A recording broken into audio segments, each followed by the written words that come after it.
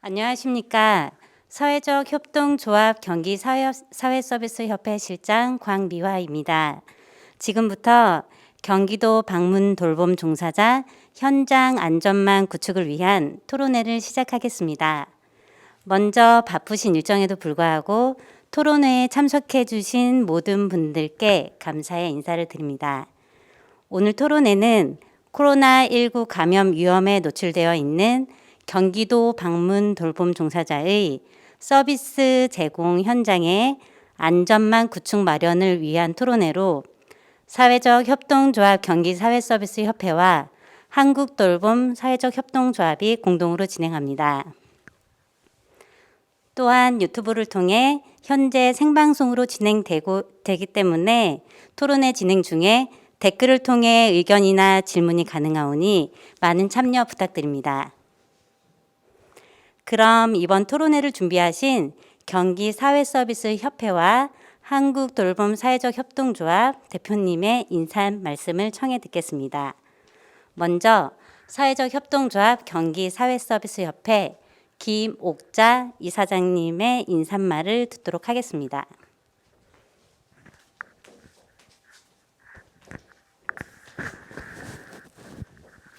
안녕하세요. 경기사회서비스협회 김옥자 이사장입니다.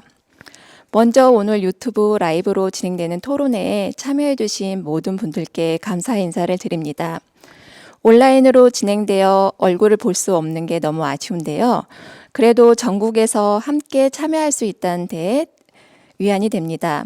오늘 토론회는 코로나19에 그대로 노출되어 있는 방문 돌봄 종사자들의 현장 안전망 구축을 마련하기 위한 자리인데요. 모쪼록 다양한 의견들이 모아질 수 있는 자리가 되기를 희망합니다. 특히 오늘 토론회의 발제를 맡아주신 최경숙 센터장님 감사드려요. 서울시와 해외 사례들을 통한 좋은 제안 부탁드립니다.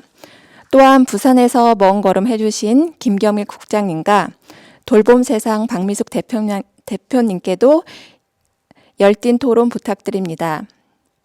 마지막으로 오늘 토론회를 통해 모아진 다양한 대안들이 우리 경기도 지역에서 올곧게 실현될 수 있도록 우리 왕성은 의원님께도 큰 기대 걸고 있습니다. 모쪼록 이번 토론회를 통해 우리 경기도 지역의 방문 돌봄 종사자분들이 좋은 현장에서 건강권을 보장받고 품위 있는 일자리를 만들어갈 수 있도록 기대해 보겠습니다. 감사합니다.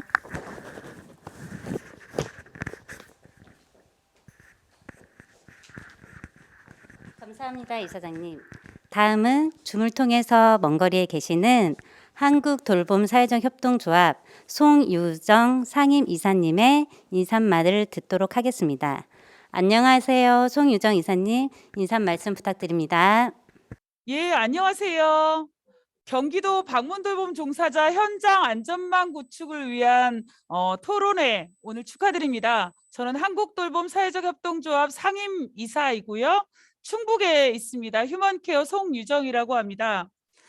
네, 우리 돌봄이 사회 안전망이 되는 시대가 된 것 같습니다. 코로나19를 겪으면서 지난 2년 동안 우리 돌봄 종사자분들이 여러 가지 위험 요소들을 무릅쓰고 공공성의 향상을 위해서 애써오셨던 이런 노력들이 인정받아서 지금은 우리가 돌봄이 사회적으로 필수제로 인정받고 있습니다. 필수적으로 우리 사회의 공공성을 향상하는데 반드시 필요한 인력이라는 것이 인정받고 있는 시대가 되는 것이죠. 정말 수십 년 동안 노력해도 어려웠던 그 일들이 지금 진행되고 있는 것 같습니다. 좋은 일자리에서 좋은 서비스가 나오는 원칙을 가지고 있는 전국의 돌봄 노동자들이 한국돌봄 사회적 협동조합과 함께 하고 있습니다. 여러분 오늘 모쪼록 의미 있는 토론회를 통해서 우리 돌봄 종사자들의 처우 개선뿐만 아니라 사회 서비스, 사회적 안전망이 우리로부터 시작되는 그 첫날이 되시기를 바라겠습니다. 우리 경기돌봄 종사자 여러분들 모두 화이팅 하시기 바랍니다. 화이팅! 감사합니다, 송유정 이사님. 마지막으로 지금 경기도 수원에서 함께 참여해주고 계시는 경기광역자활센터 윤미라 센터장님의 인사 격려사를 듣도록 하겠습니다. 안녕하세요, 센터장님. 격려사 부탁드립니다. 네, 안녕하세요. 자활 돌봄 가족 여러분, 반갑습니다. 경기광역자활센터 윤미라 센터장입니다. 이렇게 반가운 얼굴들 이렇게라도 뵐 수 있어서 너무 기쁩니다. 오늘 이 토론회를 마련한 사회적 협동조합 경기사회서비스협회, 그 다음에 사회적 협동조합 한국돌봄협회, 굉장히 돌봄 현장을 이끌어 가시고 만들어 가시고 애쓰시는데 지지를 보냅니다.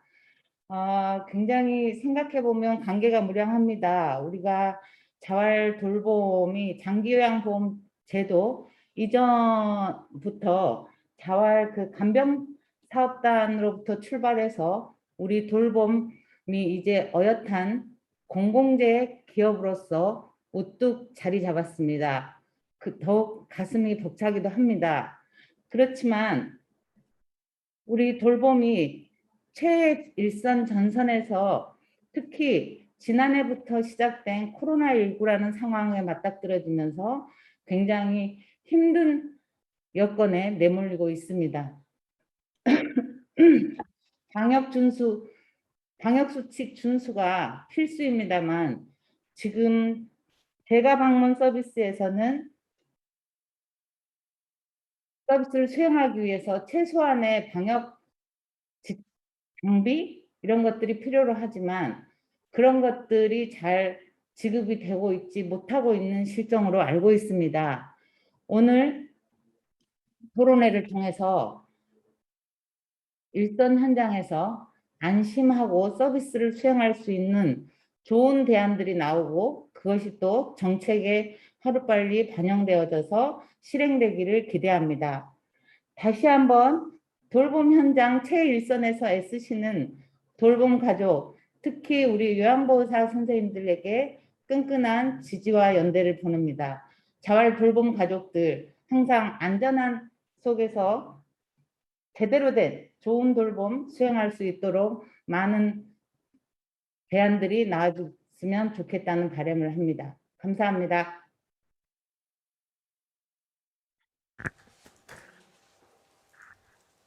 모두 좋은 말씀 감사합니다. 그럼 이제 오늘 토론회의 좌장이신 사회적 협동조합 일가나눔 이순희 이사장님께 마이크를 넘겨 본격적인 토론회를 진행해보도록 하겠습니다.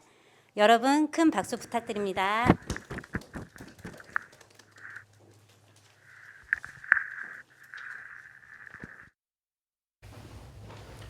안녕하세요.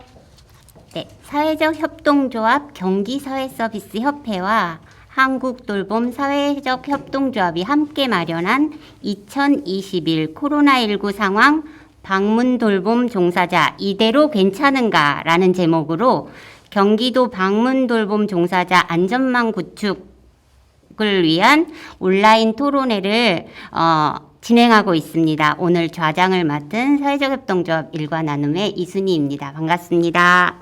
네. 여러분 아시는 바와 같이 우리 정부를 비롯해서 세계 각국이 위드 코로나를 준비 중이거나 이미 시작했는데요. 이러한 가운데 우리나라의 사회적 돌봄의 한 축을 돌봄 노동자와 함께 오랜 시간 담당해온 경기사회서비스협회와 한국돌봄이 준비한 이번 토론회는 포스트 코로나 이후 우리 사회가 반드시 함께 해결해야 할 과제에 한 발 다가서는 뜻깊은 일이라고 생각합니다. 지금 현장에 여러분들이 유튜브로 함께하고 계시지만 물론 코로나19 상황이 아니면 현장에 계시는 방문돌봄 종사자들의 생생한 목소리를 함께 들을 수 있었으면 하는 아쉬움이 살짝 있습니다. 그럼에도 불구하고 오늘 의미 있는 토론회를 잘 함께 이끌어 가도록 하겠습니다. 네. 자, 오늘 토론회를 함께 해주실 여러분들 소개해 드리겠습니다. 먼저 발제를 맡아주신 서울시 어르신 돌봄 종사자 종합지원센터 최경숙 센터장님 자리해 주셨습니다. 안녕하세요. 네.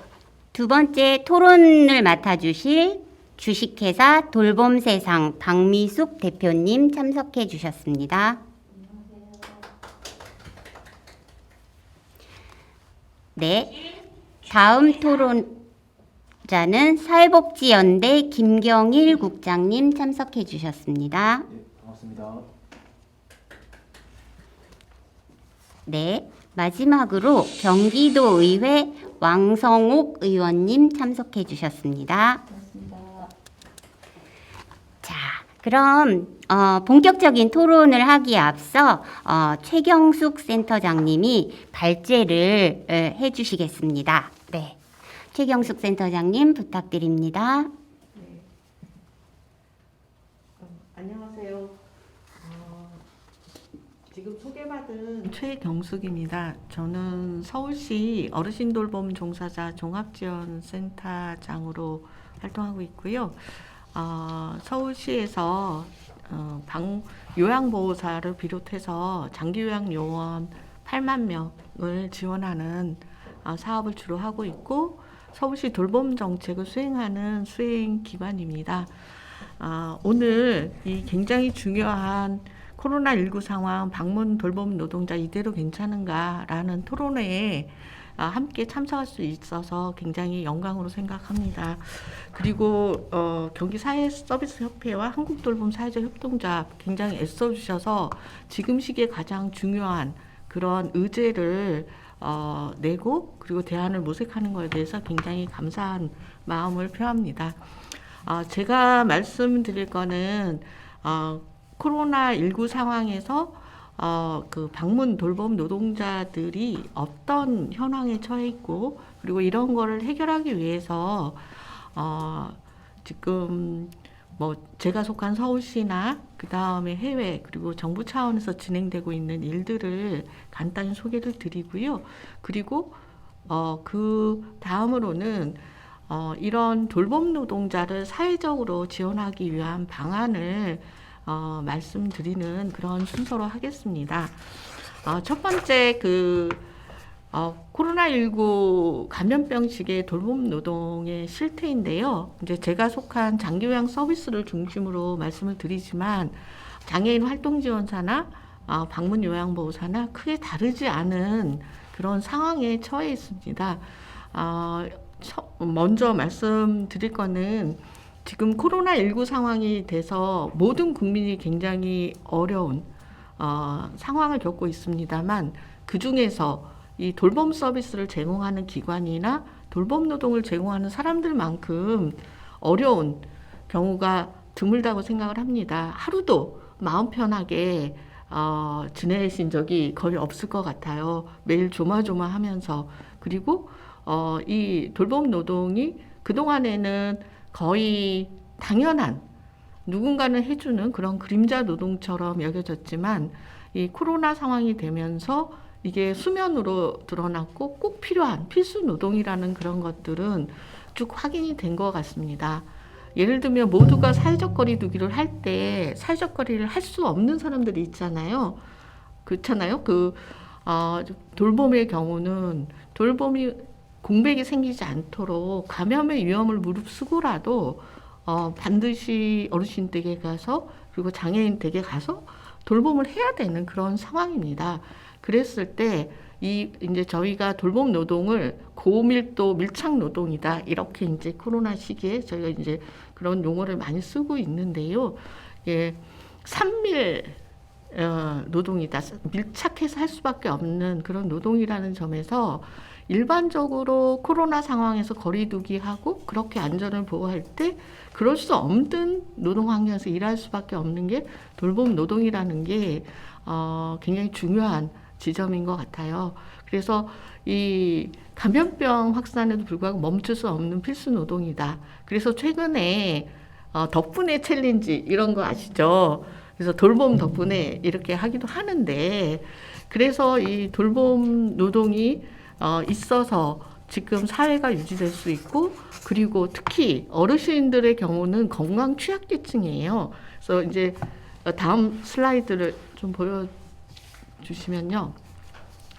네, 그래서 이런 건강이 굉장히 취약한 어르신들을 하는 데 있어서 이 방문 돌봄 노동자들은 직접 이 돌봄 노동에 종사하는 게 건강과 안전에 직결된 문제이고, 그리고 또 일을 그렇다고 하지 않으면 생계에 문제가 생기는 그런 이중고에 시달리고 있습니다.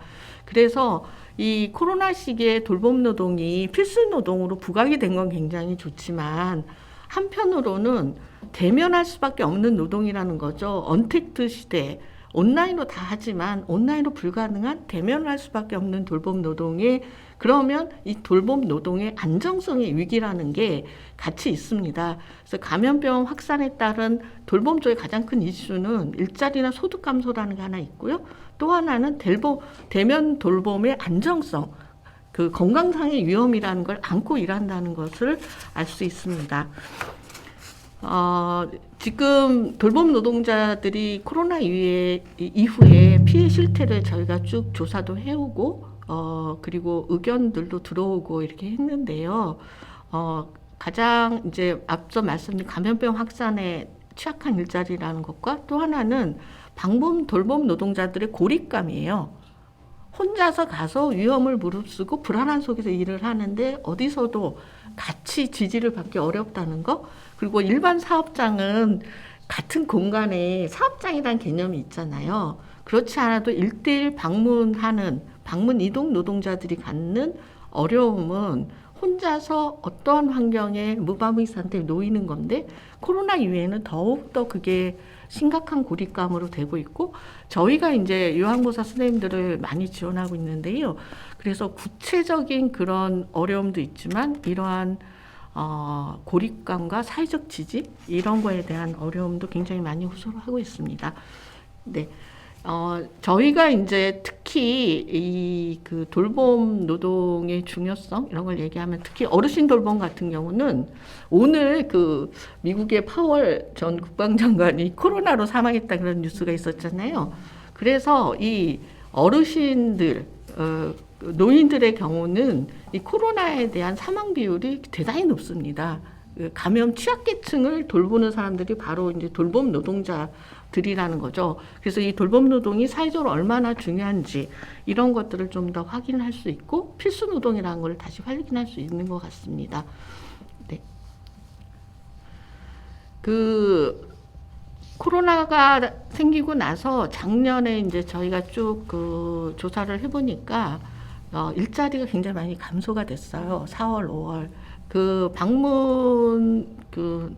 하는 지금 그 돌봄 노동자의 경우는 다 시급제들이잖아요. 그게 이제 가장 중요한 어려움인데, 그러다 보니까 일자리가 끊어지면 소득이 같이 감소하는 그런 어려움을 굉장히 많이 겪었습니다. 구체적인 건 뒤에서 좀 실태에서 살펴보도록 하겠습니다.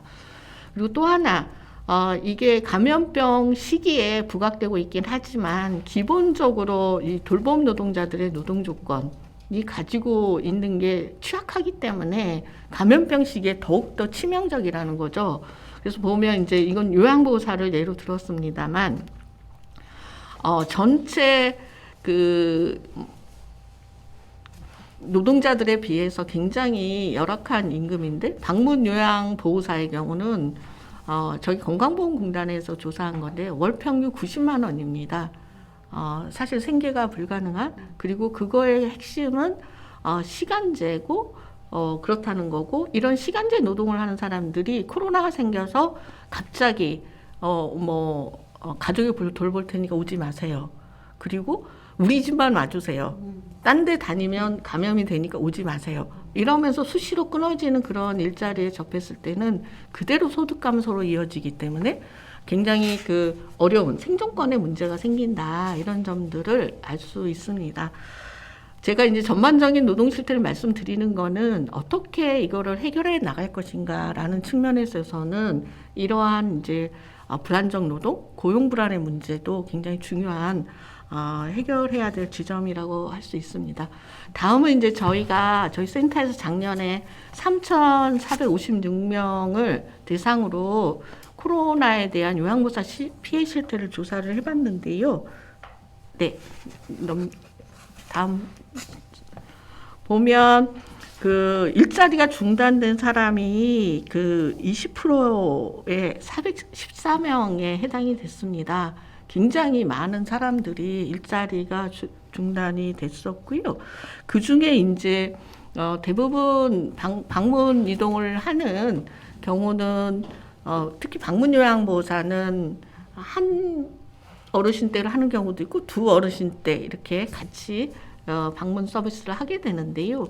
일자리 중단이 이제 경험이 있는 사람 중에 한 달 이상 중단된 경우가 44.5%, 그리고 이 두 일자리를 하는 경우 한 개가 일부 중단된 경우도 이제 76.2%라 굉장히 높은 비율로 나왔고요.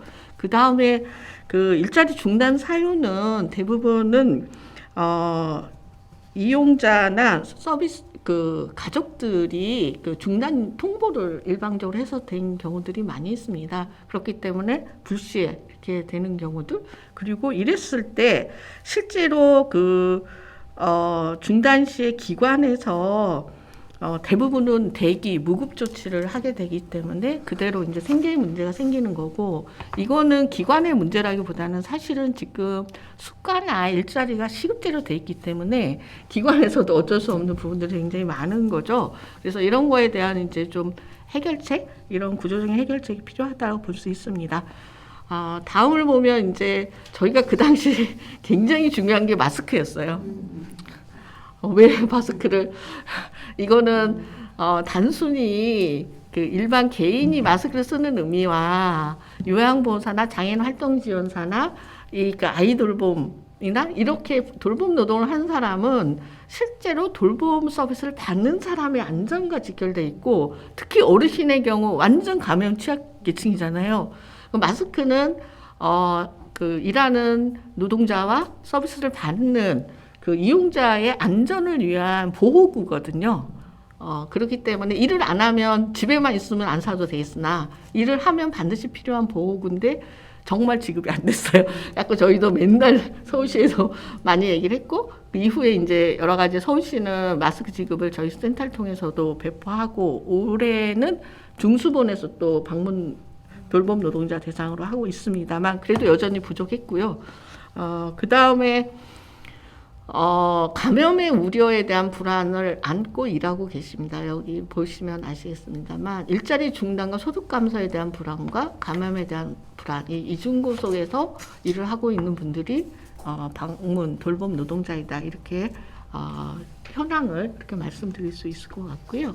뒤에 보면 생계 위협과 거강권 사각지대, 그리고 코호트 격리로 인한 부분도 굉장히 어려웠어요. 경기도도 코호트 격리 많이 했죠, 시설들. 근데 그게 사실은 코호트 격리를 하기 위한 기본적인 그런 환경, 조건, 이런 것들이 없는 속에서 감염병 예방이란 한 측면과 또 하나는 일하는 노동자들의 인권이란 측면, 이용자들의 인권이란 측면, 이런 게 다 고려가 돼야 되는데 굉장히 많은 저희가 상담을 되게 많이 받았습니다. 그래서 이 부분도 시설에 대한 것도 중요한 부분의 어려움. 집단 감염 대신 요양보호사 선생님들을 저희가 산재 상담을 하고 산재 신청을 도와주고 있어요. 그런데 그게 일단 감염이 되면 그거는 산재거든요. 일하면서 생긴 거니까. 그런데 산재 신청을 하기까지도 어렵고 잘 지금 정보가 부족한 것도 있지만 산재 신청을 하는데 굉장히 많은 용기가 필요하더라고요. 그리고 산재 그러니까 코로나 감염이 된 거는 일 때문에 생긴 건데 요양원 안에서도 이게 뭔가 미안함과 뭔가 이렇게 따돌림과 이런 부분 때문에 복귀를 못하고 3개월째 치료 후에도 그러고 계신 분이 계시고, 저희가 그래서 심리 상담이나 이런 걸 연결해 드리고 이렇게 이제 하고 있기도 한데요. 어쨌든 그 속에서 겪는 어려움들이 굉장히 많이 있다는 걸 알 수 있습니다. 다음은 이제 그동안에 정부나 지자체에서 이제 아무것도 안 한 건 아니잖아요. 여러 가지 또 감염병 예방에 대한 다양한 지침 이런 것도 내고 있긴 합니다만 지금 사실은 지침과 정보 이런 게 어디보다 많이 필요합니다. 이 그 돌봄 현장이. 그런데 그런 정보와 지침을 제대로 제공받지 있지 못하다는 거. 그리고 대부분은 시설 중심으로 구성되어 있습니다. 올해 복지부에서 낸 제8판 그 8번째 나온 그런 감염 지침에도 보면 시설 중심으로 되어 있고 집단 감염에 대한 걸로 되어 있는데요. 방문 돌봄 노동자들에 대한 세세한 지침이 필요한데 그런 부분들이 많이 빠져 있습니다. 그래서 이제 기관에서 알아서 여러 가지 하고 있는 부분들도 있습니다만 그렇게 하기에는 미흡한 뭐 자가격리 때 이럴 때는 어떻게 해야 되냐? 어떨 때는 가면 이제 방문 요양하시는 요양보 선생님 가면 그 집에 이제 어르신의 아들이 외국 갔다가 와서 자가격리를 집에서 하는 경우들 많이 있단 말이에요. 그러면 이제 알아서 하세요 이렇게 이제 되는 경우도 많이 있고 그리고 그 자가격리에 들어가게 되면 일을 못 하시니까 소득이 없잖아요. 기관장님들의 고민은 그런 게 굉장히 많이 있습니다. 그랬을 때 그러면 실제 그런 걸 어떻게 보상을 해야 되는 건지 그리고 가면은 개인위생 중심으로만 많은 지침이 내려와 있는데 그러면 자가 발열 체크를 해야 돼요. 어르신 하기 전에. 그럼 체온계를 주느냐. 이제 이런 문제가 있는 거예요. 그리고 어르신 댁에 가면 체온계가 있느냐. 이런 문제가 있고 저희도 이제 그런 측면에서 굉장히 많은 고민들이 많았던 부분인데 이제는 좀 더 그런 방문 돌봄 하는 부분까지 정확히 지침이 내려가고 지원이 돼야 된다. 이거는 이제 개인이 보호구를 사거나 이럴 거가 아니고 이게 정부에서 지자체에서 해야 된다고 생각을 합니다. 그 중에 하나가 이제 공적 보호구가 지급이 좀 안 된 부분들인데요. 아까 말씀드렸습니다만 지자체에서 마스크 지급을 한 경우는 이제 다른 지자체도 많이 있겠습니다만 서울시의 경우는 굉장히 마스크가 중요한 이슈가 돼서 계속 그 요양보사 선생님들도 서울시에 가서 얘기하고 시의회 얘기하고 시의회에서 추경을 해가지고 작년에는 2억 1천인가 추경을 해서 9월 달에 방문 요양보사들한테 줘라 이렇게 된 거예요. 그래서 이제 저희가 방문 요양보사 분들한테 직접 드리거나 우편으로 드리거나 이렇게 좀 진행이 됐고요. 여기 이제 저 숫자는 약간 좀 다른데요.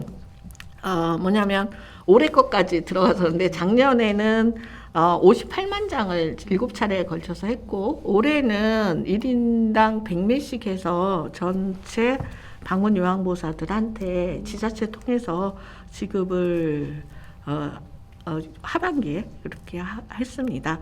그리고 이제 사회서비스원은 체온과 마스크를 다 지급을 하고 손소독제 이런 걸 지급을 했죠. 그래서 여기는 이제 아시겠지만 사회서비스원은 방문 요양보호사나 장애인 활동지원사 분들도 다 월급제잖아요.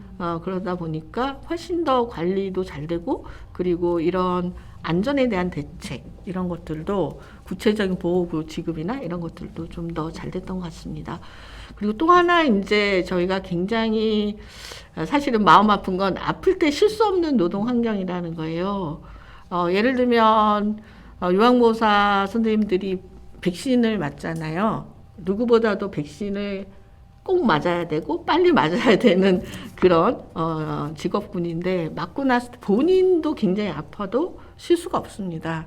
또 백신 맞고 아픈 상황에서도 어르신을 돌보러 가야 되고 그리고 아파서 쉰다고 했을 때 일반 직장에서는 유급으로 하라고 하지만 시간제이기 때문에 그리고 갑자기 다른 대체 인력을 구할 수도 없기 때문에 아픔에도 불구하고 정말 열이 펄펄 나는데도 가서 일하시는 분들을 많이 봤어요. 그래서 이런 노동 환경이라는 거. 그래서 다행히 이제 서울시는 이번에 유급 병가 제도가 있는데요. 그 백신 휴가제를 도입을 해서 예를 들면 이제 그 특수 고용을 하는 노동자들이나 돌봄 저희 이제 요양보호사는 이렇게 시간제를 하고 그리고 소득이 낮은 중위소득 100% 이하는 백신으로 인해서 이상 반응이 있을 때 유급으로 쉴 수 있는 그게 오래됐어요. 올해 그 시의회에서 통과가 돼가지고 얼마 전입니다. 지난달인가요? 예, 돼가지고 예를 들면 백신 유급병과제는 아플 때 쉬면 시에서 지원을 하잖아요. 제 기억에 85,000 얼마인가 이렇게 이제 쉬는 그 부분에 대한 보상을 하는데요. 거기에 이제 돌봄 노동자들이 들어갈 수 있게 됐다라고 생각이 듭니다. 그래서 그건 그나마 다행이다 이렇게 평가를 할 수 있겠습니다. 마지막으로 그동안에 진행됐던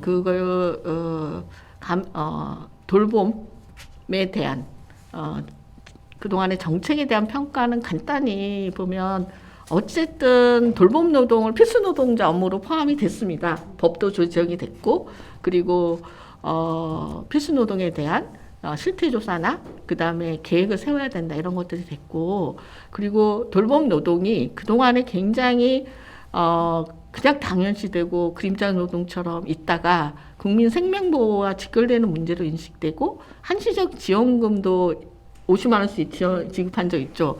대상이 이제 많이 배제가 돼서 현장에서는 많이 받지 못했어요. 그래서 그런 거 좀 문제점을 개선해야 된다 이렇게 하지만 어쨌든 방문 돌봄 노동자의 노동의 가치를 인정하게 되는 과정이었다는 점에서 의미가 굉장히 크다라고 볼 수 있습니다. 그리고 이제 필수 노동자 지원 대책이나 돌봄 체계 개선 이런 것들이 이제 많이 필요하고 일부 되는데 사실 이제 시설 유형별로 지침이 마련돼야 되는데 방문 돌봄 노동자들이 많이 빠져 있다는 거. 근데 한 가지만 말씀드리면 전국에 지금 활동하고 있는 요양보호사가 45만 명이에요. 그 중에 38만 명이 이 제가 요양을 하시는 분들입니다. 그만큼 많은 부분의 노동자들이 방문 돌봄 노동자들이 많이 빠져 있는 거에 대한 대책이 굉장히 시급하다. 그리고 방역 물품 지원이나 이런 것들도 택배나 다른 필수 노동자들은 우선적으로 다 정부 대책이 들어갔는데 굉장히 뒤늦게 들어가 있고 아직도 부족하다. 그러니까 결코 이런 방역 물품 마스크는 개인의 그 문제가 아니라서 지원이 돼야 된다라고 봅니다. 네. 그리고 하나는 이제 밑에 써 있습니다만, 근본적으로는 이제 시간제, 호출형 고용 형태로는 이러한 감염병 시기를, 이겨낼 수 없다. 이 팬데믹 시기에 소득 감소에 그대로 노출될 수밖에 없기 때문에 이런 월급제의 고용 비율을 좀 더 높이거나 대체 인력 지원이나 이런 근본적인 이런 노동 환경에 대한 그런 대안들이 같이 모색이 되어야 될 것 같습니다. 서울시와 해외 사례인데요. 이 자료에 들어가 있습니다만 해외는 우리나라보다 좀 더 앞서서 필수 노동자 대책들이 많이 제시가 됐습니다. 저도 처음에 이런 자료 보고 엄청 반갑기도 하고 놀래기도 하고 그랬어요. 그래서 이 코로나 시기에 이 감염병 시기에는 이런 필수 노동자 대책으로 임금 인상들을 또 굉장히 많이 하고 있고요. 그리고 이 필수 노동에 해당되는 직군들을 지정을 해서 그 지원책들을 각기 나라마다 이렇게 진행을 하고 있습니다. 특히 보면 의료나 돌봄은 다 어느 나라나 필수 노동자로 포함이 돼 있는 그런 상황이고요. 네, 그래서 자세한 거는 좀 보시면 되는데요. 보면은 캐나다 사례를 한 가지만 여기 자료에는 약간 빠져 있는 것 같은데요. 캐나다의 같은 경우는 5월 달에 총리가 직접 인터뷰를 해서 이런 감염병의 위험을 무릅쓰고 일하고 있는 돌봄, 보건 이런 인력들이 노동의 대가를 정당하게 받아야 된다. 임금 인상을 하겠다고 아예 발표를 했어요. 작년 5월 7일인가? 이렇게 해서 저희 나라에도 신문에도 소개가 됐는데요. 그만큼 이 돌봄 노동 그리고 필수 노동에 대한 지원을 구체적으로 총리가 직접 나서서 하고 그리고 미국도 이제 법안들을 더 주정부나 뭐 연방정부 이런 데서도 진행을 하고 이렇게 하고 있고, 스웨덴도 구체적인 지원책들을 내고 있습니다. 그 중에는 한시적이지만 이렇게 임금이 낮은 필수 노동자들에 대해서는 임금을 지원하는 방식들을 적극적으로 채택하고 있다는 게 굉장히 좀 유의미하게 봐야 될 것 같습니다. 다음은 이제 서울시 사례인데요. 근데 서울시가 지자체 중에 하나이기 때문에 뭐 새로운 정책을 막 내고 그러기는 어렵습니다만, 지자체 차원에서 할 수 있는 정책들을 최대한 좀 하고 있다라고 볼 수 있습니다. 사실 이제 저희 지원센터가 만들어진 배경도 저희가 2013년도에 만들어졌어요. 어르신 돌봄 종사자 지원센터. 그래서 저희 센터는 돌봄 서비스를 제공하는 게 아니라 돌봄 노동을 하는 서비스를 제공하는 노동자를 지원하는 센터로 만들어져 있고요. 서울시가 그런 정책을 채택하게 된 거는 돌봄 노동자를 지원함으로써 돌봄 서비스 질을 좀 더 안전하고 좋은 서비스를 하고 공공성을 높이겠다는 그런 정책을 채택한 거죠. 그리고 그 정책이 유의미하다고 생각이 돼서 점점 확대해온 이런 부분들로 볼 수가 있습니다. 아까 이제 코로나19 되자마자 저희가 실태조사도 하고 마스크 지원이나 이런 것들을 적극적으로 나서고 그랬었는데요. 그래서 코로나19 요양보서 대책반을 운영을 저희 센터에서 좀 했었습니다. 상담도 엄청 많이 왔어요. 그리고 한시지원금 이런 거 있을 때 정보 제공. 사실 방문 돌봄 노동자들이 정보에 굉장히 취약해요. 인터넷에 취약하고 정보에 굉장히 취약하기 때문에 더욱더 이런 공적인 체계에서 이런 지원하는 체계가 좀 더 중요한 부분일 것 같아요. 그리고 좀 더 공유하고 싶은 거는 서울시 차원의 요양보호사 처우개선 종합계획을 3개년을 해서 올해까지 진행이 되고 내년부터 2기를 준비를 하고 있습니다. 올해 이제 실태조사를 하고 그 계획안을 저희가 이제 저희 센터에서 연구해서 내고 있는 상황이고 11월 달에 아마 발표가 될 거예요. 근데 광주에서도 발표했더라고요. 처우개선 종합계획해서 이제 저희랑 비슷한 그런 개념으로 진행이 이제 된 것 같고요. 그리고 무료 독감 예방 접종을 19년부터 했습니다. 그래서 처음에 21억 이렇게 했고 지금 이제 11억 원 이렇게 예산이 책정돼 있는 걸 알고 있는데요. 코로나 시기에 독감까지 겹치면 굉장히 어렵기 때문에 언론에서도 많이 얘기하고 있습니다만 독감 접종이 굉장히 중요하고 특히 돌봄 노동자들은 독감에 대한 그런 지원 이런 것이 굉장히 현장에서는 반응이 좋은 부분들입니다. 그리고 이제 경기도에서 저기 의원님 계시지만 돌봄 노동자 처우 개선 및 지위에 대한 조례가 발의가 됐잖아요. 저희가 이제 언론으로 소식을 접하고 너무너무 기뻤어요. 그래서 구체적인 그런 사업들이 좀 더 진행되지 않을까 그런 기대를 하게 됐습니다.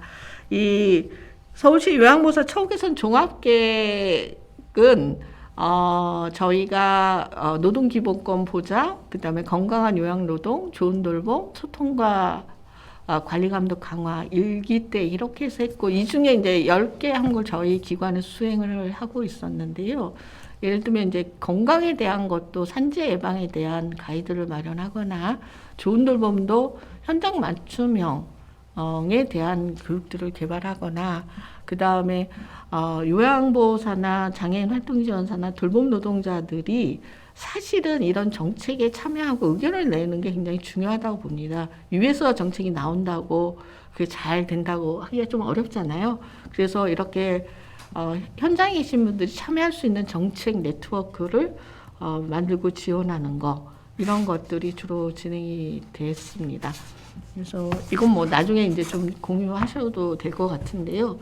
그리고 저희 같이 그 돌봄 노동자 지원하는 곳 중에 장기요양 쪽에 장기요양 요원 지원센터라고 노인 장기요양법에 들어갔어요. 2016년도에. 그래서 저희가 여기 이제 국내 1호겠죠? 저희 제일 먼저 만들어서 해서 옆에는 이제 서울시는 처음에는 저기 그 은평구에 하나 생겼다가 지금은 4개 권역센터가 만들어졌고요. 권역마다 접근성 때문에 2개의 지역 지소 개념의 쉼터가 해서 현재 25개 자치구에 12개 자치구에 이렇게 돌봄 노동자를 지원하는 인프라가 구성이 돼 있고 전체 51명이 저는 광역센터인데 저희가 24명 그리고 권역마다 9명 뭐 이렇게 해서 51명이 서울시에서는 이런 돌봄 노동 특히 이제 지금은 이제 대상이 저희가 장교양 요원으로 국한돼 있습니다만 돌봄 노동자로 좀 더 확대돼야 된다는 그런 생각을 가지고 있고요. 경기도도 장교양 요원 지원센터 만들어졌죠. 예, 의정부에 만들어졌습니다. 거기도 좀 더 확대되고 또 그렇게 되지 않을까. 그리고 내년까지는 이렇게 장교양 요원 지원센터가 17개 전국 지자체 중에 12개가 완성된다고 들었고요. 내후년에 다 17개가 될 거라 이렇게 복지로부터 얘기를 듣고 있습니다. 네. 그러니까 5분. 네. 죄송합니다. 좀 길어져가지고 그 사회적 지원 방안은요 앞에서 말씀 많이 드려서 좀 간단히 하겠습니다. 소득 지원과 고용 안정, 공공성 강화라는 측면에서 기본적인 그런 장기 그 돌봄 노동의 그 좀 안전한 환경을 만들기 위한 구조적인 노력들이 좀 필요하다고 보여지고요. 그 다음에 돌봄 노동에 대한 사회적 가치 인정과 존중 이 부분들은 정말 많은 노력이 필요한 것 같습니다. 필수 노동자로 지정됐다고만 되는 부분은 아니라서 좀 더 적극적으로 이런 돌봄 노동에 대한 지원과 이런 것들이 돼야 될 것 같고요. 다음은 조금 더 말씀드릴 건 이제 감염병 예방에 대한 부분만 조금 더 말씀드리겠습니다. 아까 보호구가 안전보건 측면에서 제공돼야 되는 거다라는 거 그리고 이게 정부나 지자체가 노력해야 되는 왜 그렇게 해야 되는지를 좀 많이 말씀드렸고요. 감염 예방을 위한 돌봄 현장 매뉴얼이 필요합니다. 지금 복지부가 내고 있는 그 코로나에 대한 지침 이외에 조금 더 구체적인 방문 돌봄 현장 맞춤형으로 마련이 돼야 된다. 이건 이제 계속 얘기가 되고 있는데 구체적으로 딱 맞게 나와 있는 건 아직은 좀 없는 것 같고 기관이 일부 만들어서 하고 있거나 이렇게 하고 있습니다. 그리고 장교양 기관 안전보건 교육이 현재 법상으로 의무화로 되어 있지 않아요. 그래서 이 부분들이 사실은 요양보호사나 장애인활동자 방문 돌봄 노동자를 비롯해서 이게 안전보건이 굉장히 중요한데 거기 예외 사업장으로 돼 있는 거가 좀 제도 개선이 되어야 될 것 같다. 그리고 유급 아까 휴가제도 그거는 말씀을 좀 드렸습니다. 마지막으로 경기도 방문 돌봄 노동자를 위한 지원 제안인데요.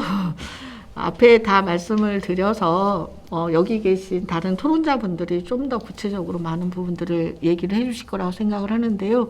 필수노동자로 지정이 됐고 필수노동자위원회가 경기도도 구성이 되어 있는 걸로 알고 있습니다. 조례도 만들어져 있고 그럼 실질적인 지원 방안을 만들고 특히 돌봄 노동에 대한 부분은 돌봄 노동의 현장의 상황 요구에 맞게 진행이 되면 좋겠다. 재난시 지원금이나 이런 부분들도 그동안 이제 작년 12월 14일 날 정부 대책에 나온 거는 사실 돌봄에 맞지 않았어요.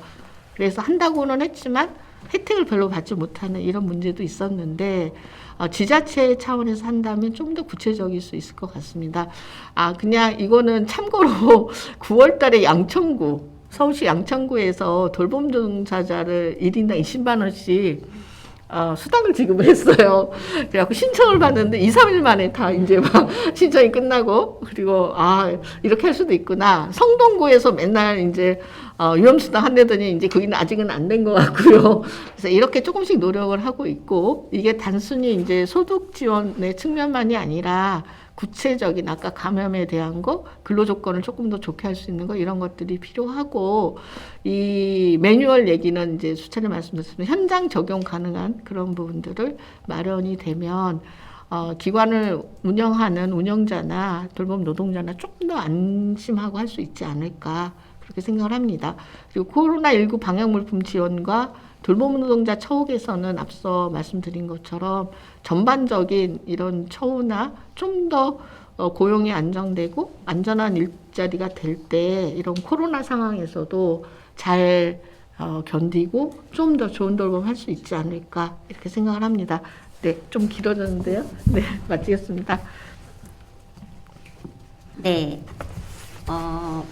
최영숙 센터장님이 현장의 선 경험을 바탕으로 다양한 더군다나 그 현장의 실태 조사를 통해서 근거를 가지고 좀 제안을 해주시고 이래 주시니까 너무 잘 들었고요. 조금 길어지긴 했지만 여전히 감염병 시기에 돌봄 노동이 필수 노동으로 부각되고 인지되고 이런 거는 좋지만 현장에 노동자들의 현실은 여전히 녹록지 않다는 거 여러 번 말씀해 주셨고요.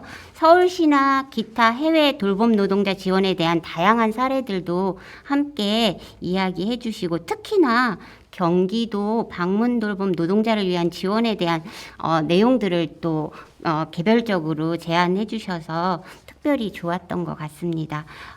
서울시의 이러한 다양한 선행 경험을 바탕으로 경기도도 이번 기회를 통해서 조금 더 한 발 더 나아가는 그런 행정과 현장이 발맞춰 나갈 수 있기를 기대하고 있습니다. 네. 우선 발제를 잘 들으셨고요. 이어서 토론자들이 각각 준비하신 토론을 시작해 보도록 하겠습니다. 먼저 박미숙 대표님께서 토론 자유롭게 한 15분 정도로 해갖고 5분 정도 네 저희가 좀 시간이 지나서요 짧게 요점을 정리해서 토론을 해주시면 감사하겠습니다. 먼저 돌봄세상의 박미숙 대표님 시작하도록 하겠습니다. 안녕하세요. 돌봄세상 박미숙입니다. 서울시가 많이 부럽네요. 코로나 시대의 요양보호사는 필수 인력으로 인정받고 있는가에 대해서 이야기해 보도록 하겠습니다. 노인 장기 요양보험제도가 시작되면서 제도권 밖의 돌봄 노동자들은 요양보호사라는 안정적이고 좋은 일자리에서 사회가 필요로 하는 돌봄을 할 수 있다는 기대와 희망을 가졌다. 그러나 현재 노인 장기 요양의 돌봄 현장은 그러한가?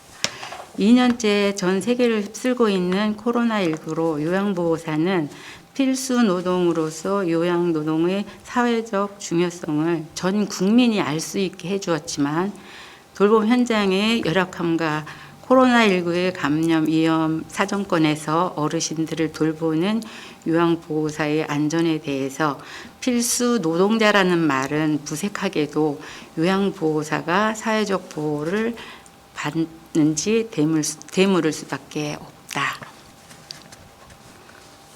코로나19 감염병에 대한 요양보호사의 현장 보호 및 실질적인 지원 대책이 부족하다.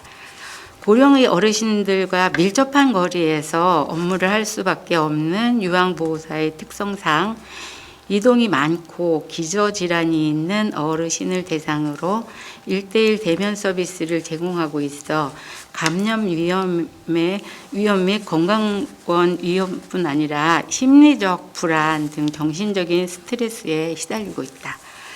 요양보호사의 마스크 착용에 대한 거부감과 마스크 미착용 어르신과 동고 가족을 만날 경우 코로나19에 대한 불안감은 커질 수밖에 없으며 기간 사정에 따라 마스크 또 일회용 비닐장갑이 지급되는 경우는 그나마 다행이고 그렇지 않은 경우는 요양보호사 개개인이 사비로를 충당해서 하는 경우가 많다. 마스크 및 방역 물품이 품귀 현상이 완화되면서 필수 노동자에게 공적 마스크가 지급되기도 하였지만 돌봄 현장에 지급된 방역 물품은 여전히 양쪽으로 부족하고 지자체별 상황과 기관에서 지급된 공적 마스크 또한 기관의 입장에 따라 지급되자 요양보호사 노동조합은 문제가 있는 센터들에 대해 보건복지부에 점검을 요구하기도 하였다. 요양보호사는 필수 노동자이긴 하지만 여전히 변함없는 시급 노동자일 뿐이다. 대다수가 시급 근로자인 요양보호사들은 코로나19 감염 속에서도 빈번한 일자리 중단으로 고용의 불안함 속에 생계를 이어가고 있으며 정부나 지자체에서 이 필수 노동자에 대한 지원이 마련되어 있지 않고 무방비 상태에 놓여 있다. 어르신이 코로나에 감염되어 비자별적 실업이 발생되기도 하고 수동 감시자로 분류되어 검사 결과가 나올 때까지 업무 중단이 되어도 업무 중단에 따른 손실 보상금이 적용되지 않는 허울 좋은 필수 노동자일 뿐이다. 노인 장기요양보험제도의 취지는 어르신의 행복한 노후 동행과 가족의 수발 경감 그리고 사회적 비용을 감수하기 위해 시행되었고 돌봄 노동이 어느 때보다 중요하다고 말들은 하지만 불안정한 고용 구조와 성희롱, 폭언, 과잉 서비스 요구 등 개선되지 않은 채로 요양보호사의 희생을 강요하고 있으며 또한 이용자의 욕구와 안전의 대부분을 개인 대응 중심으로 책임져야 하며 과도한 업무와 감정 노동을 강요받고 있다. 여기에 코로나19로 비자발적 휴무가 잦아지면서 일하는 날이 들쭉날쭉해지는가 하면 코로나19로 하루아침에 오지 말라는 통보를 받고 수입이 끊기는 경우가 있다. 긴급 고용안정지원금이라도 신청해 보려 하지만 부분 휴업이라 그것도 신청이 안 된다고 한다. 이것이 현실이다. 코로나 팬데믹 상황에서 돌봄에 대한 사회적 요구와 필요성이 증대되는 이 시점에서도 요양보호 업무는 저평가 당하고 있으며 여전히 그들은 사회적으로 무시되고 있다. 필수 인력 요양보호사에 대한 현실적 대책을 마련해야 된다. 요양보호사 일자리가 선한 일자리, 좋은 일자리로 그 역할을 유지하기 위해서 노동법 준수 강화, 월급제 시행, 또 최소 근로시간 보장, 수가 체계 개편 등에 관한 다양한 논의가 있어 왔지만 먼 이야기로 공연불학에 불과하다. 요양보호사가 이 사회의 필수 노동 인력이라 한다면 첫째, 코로나19가 끝나는 시점까지 정부는 최소한의 안전을 지킬 수 있도록 요양보호사에게 하루 2개 이상의 마스크와 손 소독제를 지급하고 요양보호사의 위험수당, 일자리를 잃은 요양보호사에게 생계비 지원 등 실질적인 지원책이 마련되어야 한다. 둘째, 코로나19의 위험에 요양보호사가 무방비로 노출되지 않도록 제공 사례를 조사해 구체적인 현장 지침을 마련해 주어야 한다. 셋째, 요양보호사의 전일제 근무 보장과 적절한 노동 강도를 보장하는 일자리로 요양보호사의 권리와 돌봄 노동 환경을 개선하기 위한 현실적인 대책을 내놓아야 한다. 근로 환경이 개선되어야 요양보호사들도 즐겁게 일할 수 있고 서비스 역시 질적 향상으로 노인들이 존엄한 삶도 기쁨으로 이어져야 하며 전 국민이 돌보는 사람을 소중히 여기는 공감대가 만들어지면 좋겠다. 당국은 이런저런 변명보다 국가적으로 중요한 직종임을 깨닫고 신속한 법 개정으로 요양보호사들 돌봄 노동자를 위한 처우 개선과 월급제를 인정하며 요양보호사가 직군으로 존중받으며 안정적으로 일하고 안전하게 돌봄을 할 수 있도록 가이드라인이 신속하게 마련되어야 한다는 바람을 가져본다. 마지막으로 요양보호사가 좋은 일자리는 아니지만 소명의식으로 묵묵히 현장을 지켜왔던 많은 요양보호사들이 말하고 있다. 요양보호 업무가 사회적으로 존중받을 때 요양보호 현장을 떠난 우리의 동료들이 되돌아올 수 있습니다라고 이상입니다. 네. 실제 방문 요양 서비스를 제공하고 있는 박민숙 대표님께서 방문 돌봄 요양보호사들이 전하는 생생한 현장의 어려움과 지원책이 시급하게 마련돼야 된다라는 말씀을 주셨고요. 특히 마지막에 소명의식으로 현장을 지켜왔던 요양보호사들이 요양보호 업무가 사회적으로 존중받을 때 요양보호 현장을 떠났던 동료들이 돌아올 수 있습니다라는 문구는 좀 가슴을 좀 뭉클하게 하는 그런 내용이었던 것 같습니다. 감사합니다. 네, 두 번째 토론을 해주실 김경일 국장님께서 해주시겠습니다. 네, 소개받은 김경일입니다. 제가 준비했던 토론문의 내용이 앞선 발제와 그리고 토론회에서도 많이 다뤄주셨기 때문에 토론문에 대한 내용들은 서면으로 일단 좀 각색하는 것으로 하고요. 제가 오늘 이 자리에 와서 사실 부산에서 왔습니다. 그래서 어떻게 토론회에 참여하게 됐는지, 그런 과정들 그리고 부산에서 활동했었던 사례들을 조금 공유 드리는 게 나을 것 같습니다. 그리고 발제에 대한 몇 가지 첨언을 조금 더 보태드리면서 토론을 이어가고자 합니다. 이 부산 지역에서는 코로나19 사태를 대응하면서 돌봄 공백이 상당한 화두가 됐었습니다.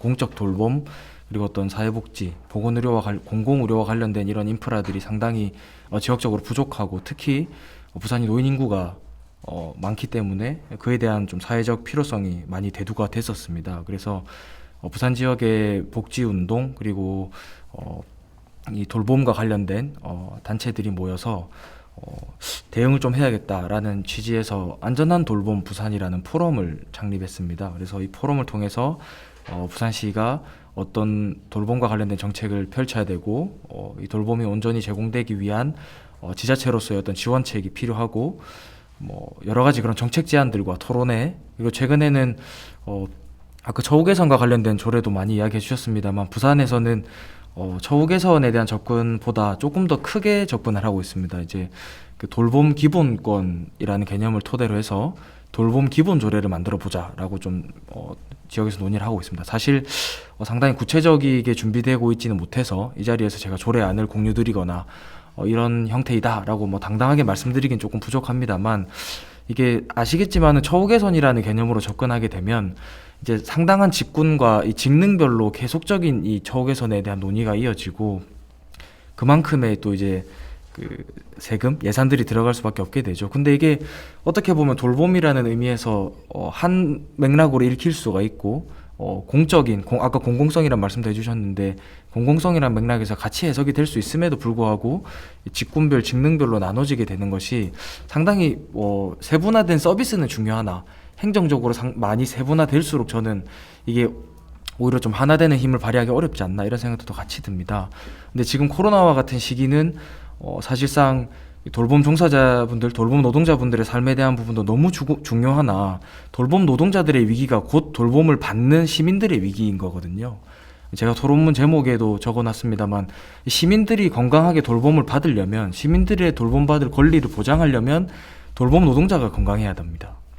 그런 의미에서 접근을 하는 것이 맞다는 생각을 지역에서 하게 됐고, 그래서 이제 어떤 말씀해 주셨던 어떤 돌봄 노동자 지원 센터 이런 것들도 고민했습니다만 더 큰 의미에서 부산시장이 부산 시민에게 대한 돌봄 보장을 해야 되는 책무가 있고 그 책임을 토대로 돌봄 정책을 펼쳐야 된다라는 좀 거시적인 의미에서의 조례 제정 운동을 지금 부산 지역에서 하고 있습니다. 당연히 해당 조례 내에는 말씀해 주셨던 돌봄 지원 센터라든지 돌봄 노동자의 지원과 관련된 내용들도 같이 고민을 하고 있습니다. 근데 그 중에서 부산 지역에서 가장 크게 가지고 있는 고민 중에 하나, 그리고 발제에서 말씀해 주셨던 부분에서 좀 첨언하고 싶은 내용 중에 하나가 저는 거버넌스 부분입니다. 사실은 여러 이제 그 코로나19 상황에서 처음 겪었기 때문에 이럴 수밖에 없었다. 그런 시기는 이미 다 지난 거는 같습니다. 1년 10개월 거의 2년 가까이 시간을 지내오면서 많은 경험을 해왔고 단계적 일상 회복이라는 위드 코로나라는 이야기도 하고 있는 상황에서,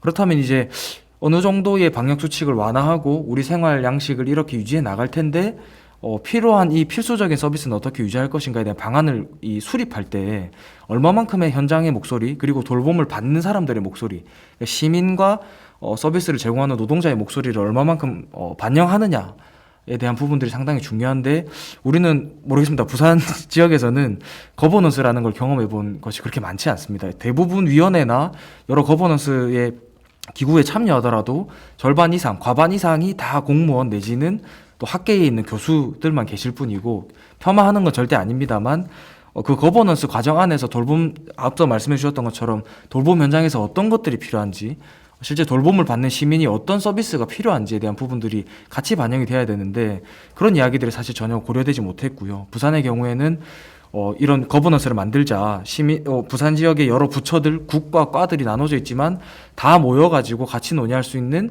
어떤 재난 대응과 관련된 기구를 만들어 보자라고 했는데 기존에 있는 뭐 사회보장위원회나 그 재난대응위원회라든지 기존에 있는 회의체가 있기 때문에 새로운 거버넌스를 만드는 것에 대한 것이 회의적이다라는 답변을 부산시로부터 받은 적이 있는데요. 사실 오늘 우리 이 자리에서 이야기하고 있는 돌봄 종사자들의 지원, 방법에 대한 부분들은 아까 말씀해 주셨던 이제 소득 지원이나 고용 안정 파트는 전적으로 다 동의할 수 있는 내용인 것 같습니다. 근데 그게 어디로부터 이야기가 반영되고 어디로부터 이야기가 시작되느냐가 상당히 중요한 과정인 것 같습니다. 그렇다고 생각한다면 저는 이 거버넌스를 만드는 것에서부터 시작해야 되지 않나라는 생각을 좀 발제 의견에 좀 덧붙이고 싶습니다. 의원님도 와 계십니다만 실제로 어떤 직능에서 집단 이기주의로 이익 집단으로서 우리 집군에 대한 소득을 올려주십시오라고 하는 개념이 이게 아닌 거잖아요. 필수 노동이라고 한다는 것은 말 그대로 우리가 불을 끄러 가는 소방관, 범죄자를 잡으러 가는 경찰관과 같이 우리 사회에 필요한 역할을 한다라는 어떤 사회적 의미, 공적 의미가 상당히 강한 것임에도 불구하고 운영 주체가 민간이라는 이유만으로 어떤 그런 필수적인 영역으로 인정받지 못하는 부분을 개선하기 위해서는 저는 계속 만날 수 있어야 된다고 생각합니다. 그리고 이 만나는 과정에서 또 그 누군가를 대표 집단으로 할 것인가에 대한 또 그 거버넌스 구성 방법에 대한 논의들이 또 있을 수 있는데요. 그런 부분에서는 지역사회에서 최대한 가능한 한 많은 분들을 좀 모을 수 있게끔 하는 과정들을 앞으로 고민해 주셨으면 좋겠습니다. 그래서 조금 이제 토론문 준비한 것과는 다른 이야기를 드렸습니다만 오늘 이야기를 들으면서 당연히 필수 노동이기 때문에 지원이 필요하고 앞으로 개선돼야 된다라는 취지는 모두가 다 동의하실 거라고 생각합니다만 실제 이게 입법화되고 정책화되려면 어느 과정을 거쳐야 되는가라는 고민에서 좀 즉석에서 말씀을 드렸는데요. 이런 거버넌스에 대한 고민들을 앞으로 좀 더 해주셨으면 좋겠고 건기도의회에서도 그냥 센터를 만들고 예산을 지원하고 수당을 지원하는 건 저는 옳은 방법이긴 합니다만 어떻게 보면 시혜적일 수도 있고 단편적일 수 있다는 생각이 또 듭니다. 그래서 지속적으로 이런 논의들을 해나가기 위해서 지속적으로 처우 개선을 비롯해서 돌봄 노동자들이 현장에서 사회적 역할을 제대로 수행할 수 있게끔 하기 위해서 그런 좀 구조적인 거버넌스를 만들어가는 것이 필요하겠다라는 생각이 좀 들고요. 마지막으로 아까 건강권 보장에 대한 말씀을 해주셨는데 실제 우리가 코로나19에만 건강권의 이야기를 해야 되느냐라고 저는 그렇게 생각하지는 않습니다. 원래 우리가 여러 가지 건강검진이라든지 돌봄 노동자들에 대한 건강과 관련된 이야기들이 또 전혀 없었던 바도 아니고요. 그런 의미에서 봤을 때 저는 원래 기존에 또 취약한 분들에 대한 요양과 돌봄을 제공할 때 우리 사회가 알고 있지만 이렇게 좀 무시했던 경향 중에 하나가 결핵이었습니다. 실제 아마 이 토론회를 함께하고 계신 분들 중에 결핵 검사라든지 결핵과 관련돼서 또 경험해 보신 분이 계실 것도 같은데요. 코로나가 끝나면 그러면 요양 현장에 계신 분들, 돌봄 노동자 분들은 이제 건강권과 관련돼서 좀 거리를 둬도 되나? 저는 그렇다고 생각하지도 않습니다. 그래서 이번 감염병 사태에서 겪어봤듯이 이 재가돌봄, 직접 이제 현장에 가서 돌봄 서비스를 제공하는 분들이 얼마만큼 건강하느냐가 또 감염병 사태에서 주요한 역할을 할 수도 있기 때문에 저는 건강권 보장에서 아까 예방접종 말씀도 해주셨는데 가능하다면 저는 공공기관을 통해서 의료기관을 통해서 건강검진도 지원하셨으면 좋겠다. 이런 생각도 같이 듭니다. 네. 그리고 무엇보다 이 공적 돌봄을 인정하기 위해서 처우 개선 조례에도 지위와 여러 가지 책무들을 명시해 주시겠지만 돌봄 자체가 좀 공적 돌봄으로 인정될 수 있는 제도적 기반들을 추가로 같이 다듬어 주셨으면 좋겠다는 말씀을 드립니다. 네, 이상입니다. 네, 부산에서 경험을 통해서 김경일 국장님께서 토론을 해주셨는데요. 되게 의미 있는 것 같아요. 돌봄 노동에 대해서 우리가 이야기하는 소극적인 대처 방안을 넘어서 폭넓은 돌봄 기본 조례에 대한 제안도 해주셨고요. 이런 제안들이 그냥 기존의 거버넌스가 학계나 공공주도의 거버넌스가 아니라 실제 돌봄을 받는 사람과 돌보는 사람들이 함께 참여한 실질적인 거버넌스를 구축해서 논의를 시작해야 훨씬 더 좋겠다라는 제안을 주셨습니다. 감사합니다. 네, 오래 기다리셨는데요. 마지막으로 왕성옥 의원님 토론 부탁드릴게요. 네, 안녕하세요. 경기도의회 왕성옥 의원입니다. 앞서 얘기해 주신 분들의 말씀에 적극 공감하고요. 일단은 그 발제해 주신 선생님께서 얘기해 주신 이게 이제 돌봄 노동의 사회적 지원 방안이 소득 지원이 있어야 되고 고용 안정을 이루어야 되고 공공성이 강화돼야 된다.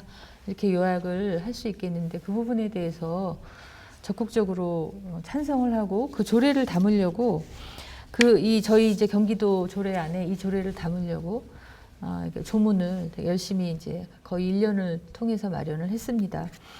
근데 이제 제가 앞서서 말씀드리고 싶은 건 사실 오늘 이 자리는 장기 요양요원, 요양보호사에 이제 집중해서 말씀을 하셨는데 여전히 좀 안타까운 건 우리 사회가 돌봄 노동이란 뭐냐, 돌봄 노동의 영역은 어디까지냐, 그리고 어떻게 불러야 되냐, 이 노동의 영역과 그 다음에 각각 노동을 제공하는 노동자에 대한 이 이름이 각기 서로 다르다는 거예요. 그래서 이것에 대해서 저는 국가가 먼저 기본법으로 제정을 해주기 바랬지만 안타깝게도 이제 법안이 발의된 건 있어요. 근데 그거에 대해서 명확한 사회적 합의가 여전히 이루어지지 않아서 저는 이 장기 요양요원 이야기에 이렇게 중심을 두기보다는 전체 돌봄 노동을 전체를 다 아울러서 이 중사자들의 처우 개선, 그다음에 노동자로서의 당연한 권리 확보, 네, 이제 지위 향상 뭐 이것을 이제 조례에 담으려고 했기 때문에 그걸 중심으로 간략하게 좀 말씀을 드리고자 합니다.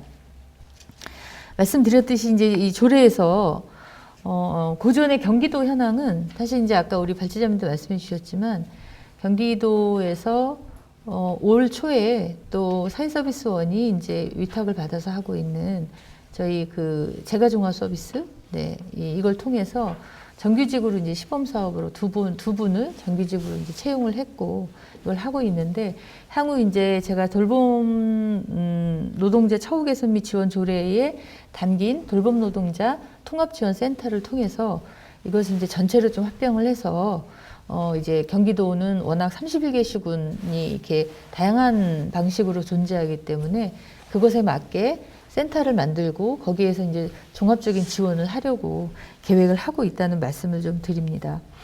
일단 그래서 제가 발의하고 이제 9월에 통과해서 시행되고 있는 이 조례가 사실 좀 부족한 게 뭐냐면 아까 말씀드린 정의, 어디까지냐, 누구를 돌봄 노동자라고 할 거냐를 다 담지 못했어요.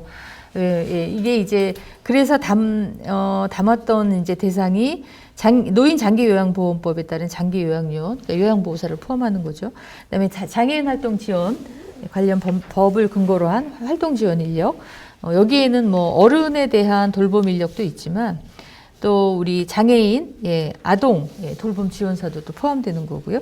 그다음에 맞춤 돌봄 서비스 이제 생활지원사, 그밖에 근로기준법이 적용되는 올 4월에 국회를 통과한 가사 근로자법이죠. 가사 노동자에 대한 것도 담았는데 사실은 이 외에도 지금 간병인, 그 다음에 노인 돌봄 또 맞춤 돌봄 노인 지원사 뭐 이런 분들이 굉장히 많아요. 근데 이런 분들은 어디 가서 하냐? 그리고 우리가 오늘 좀 저는 좀 같이 공유해야 될 거는 말씀하셨듯이 너무나 열악하고 너무나 이 형편없는 임금이기 때문에 이분이 이 하나를 벌어서 이분이 가장으로서의 역할을 절대 못한다는 거죠. 그래서 투잡, 쓰리잡을 하시는데 그나마 이제 국가가 자격증으로 주어진 요양보호사 자격증을 가지고 그러니까 4시간 일을 하시고 오후에는 다시 그 장애인 활동 보조사로 일을 하시고 암묵적으로 인정을 해주니까요. 그리고 또 저녁에는 아이의 학비를 위해서 간병인으로 일을 합니다. 근데 우리 사회에서 통계조차 지금 잡히지 않고 있는 데가 간병인이에요. 네. 그러니까 이제 이런 것들을 저는 다 포함해서 돌봄 노동자로 불리워야 하고, 따라서 돌봄 노동자는 우리가 태어나서부터 죽을 때까지 잘 성장해서 잘 일을 하다가 잘 죽기까지 보이지 않는 이 노동을 제공하는, 그러니까 이분들의 거의 뭐 96%가 여성이고 연령별로 보면 50대, 60대인데 어쨌든 이분들에 대한 노동자로서의 지위를 확보해 주는 게 저는 최우선이다라고 해서 이거를 최대한 담으려고 했는데, 다만 그 종합적인 서비스를, 종합적인 지원을 하는 곳을 우리 이제 공무원이나 국가가 직접 할 수 없기 때문에 센터를 만들고 그 안에서 종합적인 지원을 하겠다, 이제 이런 좀 욕심을 담았는데요. 저는 여기에서 그래서 센터가 그럼 뭐를 할 거냐? 일단 조례에서는 경기도지사가 종합계획을 세우도록 이렇게 의무화 시켰습니다. 종합계획 안에는 실태조사라고 하는 게 전제가 돼야 돼요. 그래서 모든 돌봄 노동자에 대한 경기도의 개념 정의, 그다음에 대상자, 이거에 대한 통계적 실태조사가 따라갈 거고요. 그리고 어떻게 지원할 거냐라고 하는 계획을 세우도록 좀 이렇게 의무 규정을 넣습니다. 그리고 이제 어떻게 처우 개선을 할 거냐라고 하는 것도 계획에 담게 했고요.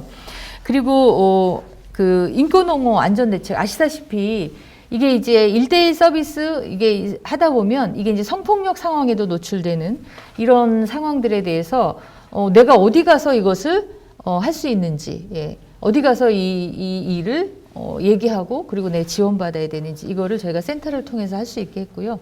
그래서 이제 이게 10조에 인권옹호 및 안전대책이라고 하는 조항을 넣었습니다.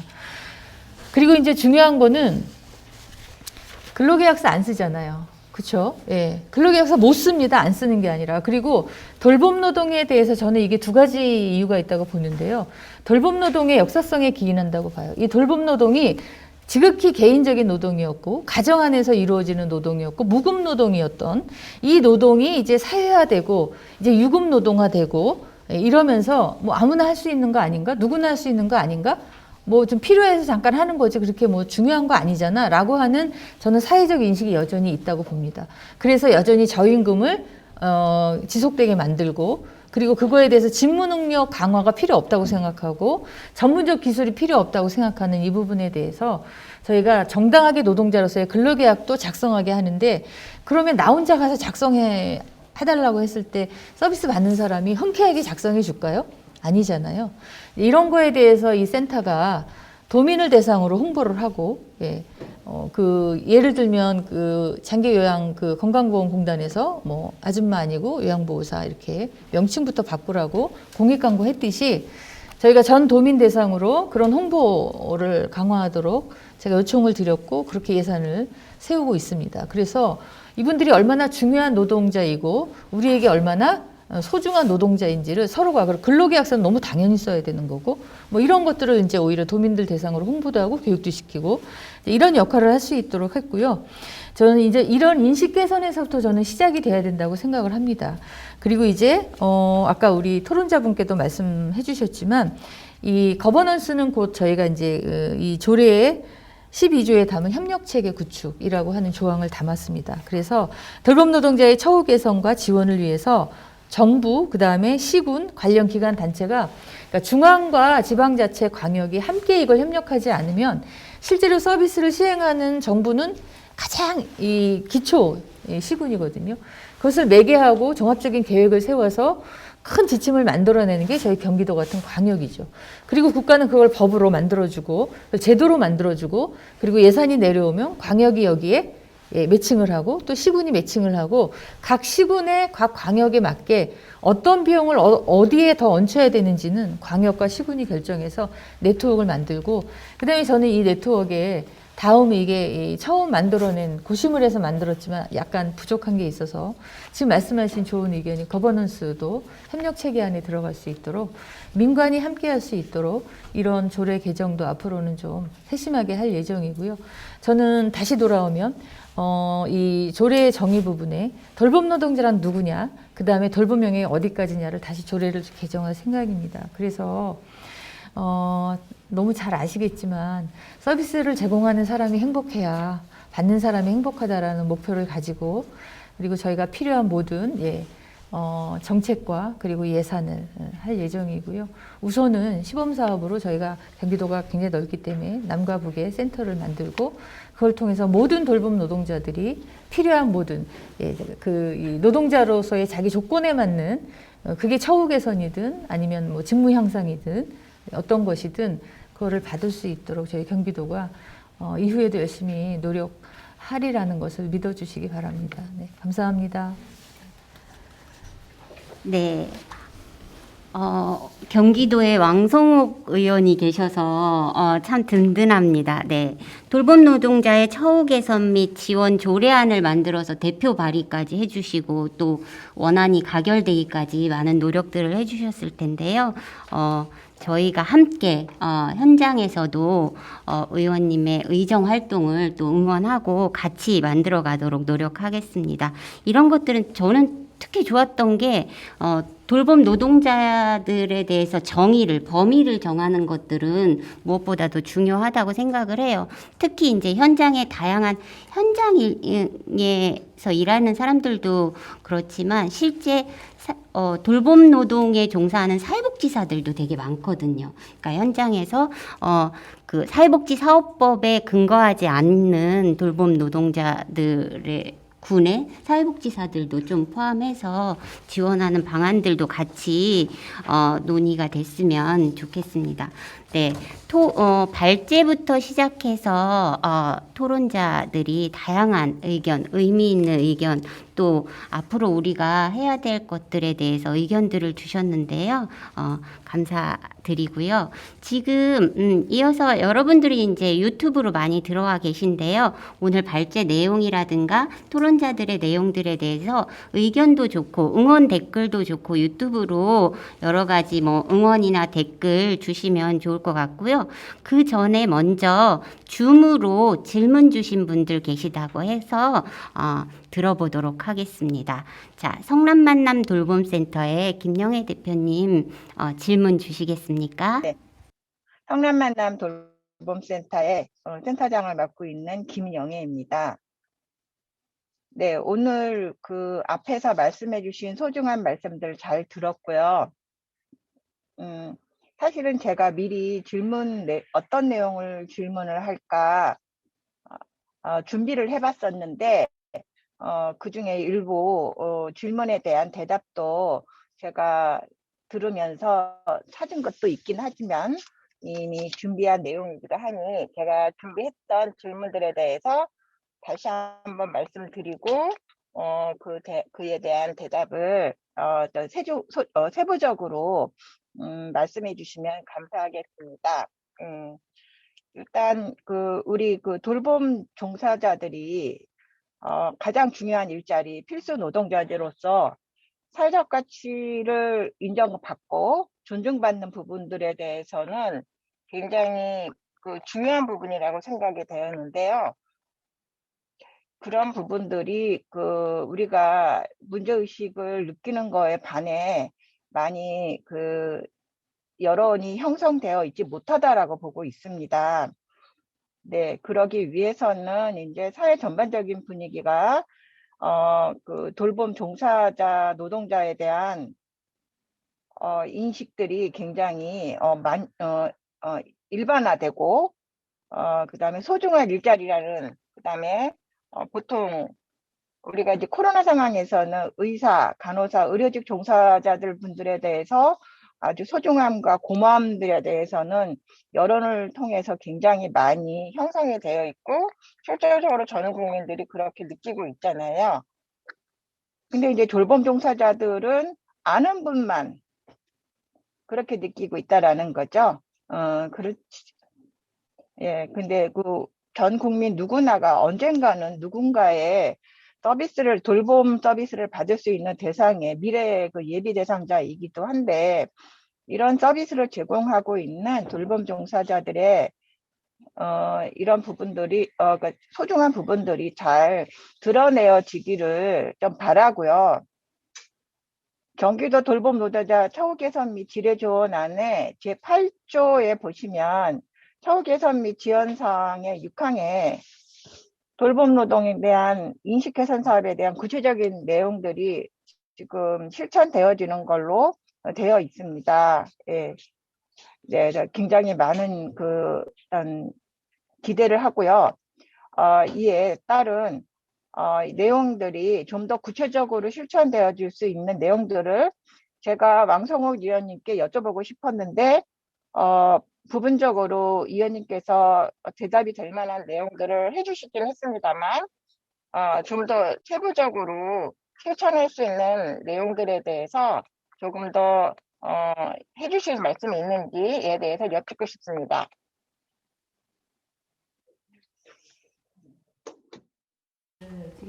네. 그 인식 개선 사업을 구체적으로 어떠한 거를 할 예정이냐 이런 질문이신 거죠? 제가 이해한 거로는 제가 맞나요? 네. 이거를 제가 구체적으로 말씀드리기는 어렵지만 사실 인식이라고 하는 게 저평가되는 돌봄 노동, 그 다음에 별로 힘들지 않을 거라고 생각하는 돌봄, 그리고 근로계약서가 이 근로계약서가 서로 쓰여진다 하더라도 이게 가정 안에서 이루어지는 나의 직무가 어디까지냐라고 하는 거에 대해서는 사실 이게 인식이 잘 따라와주지 않아서 예를 들면 4시간 서비스하고 이제 가야 되는데 시간이 됐는데 그 안에 휴게 시간이 전혀 없었죠. 4시간 계속 일하고 이건 이제 뭐 근로기준법도 위반한 건데, 그리고 이제 세탁기 돌리고 있는데 뭐 20분이 남았어요. 그러면 이제 나머지는 저 4시간 딱 됐으니까 가겠습니다. 나머지는 알아서 하세요. 이렇게 못하는 게 이제 돌봄 노동의 특징이라고 하는 이 특징을 좀 담아서 4시간이면 사실 가셔야 되는 게 맞는 거다. 야멸찬 게 아니라 당연한 거다. 라고 하는 것을 이제 개선해내는, 그래서 아까 말씀드렸던 그 말에 대한 좀 반복인데요.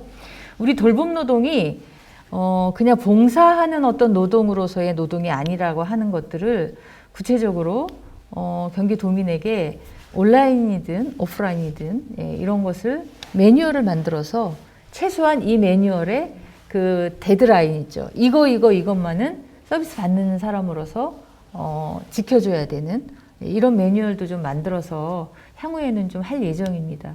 근데 이제 제가 직접 하는 게 아니라 사실 이 센터가 만들어지고 센터에 좋은 분들이 이제 근무하러 오셔서 누구보다 잘 아시기 때문에 이런 일들을 계획해서 도지사가 이제 종합계획 안에 이제 들어갈 수 있도록 그렇게 해서 매년 조금 이제 그러니까 제가 말씀드린 홍보는 그 내용인 거죠. 그렇게 좀 개선을 할 생각입니다. 네. 혹시 더 좋은 의견 있으시면 저 SNS 의회 홈페이지 오시면 언제든 거기에 올라와서 하실 수 있으니까 그 좋은 의견을 다 담아서 해보도록 노력하겠습니다.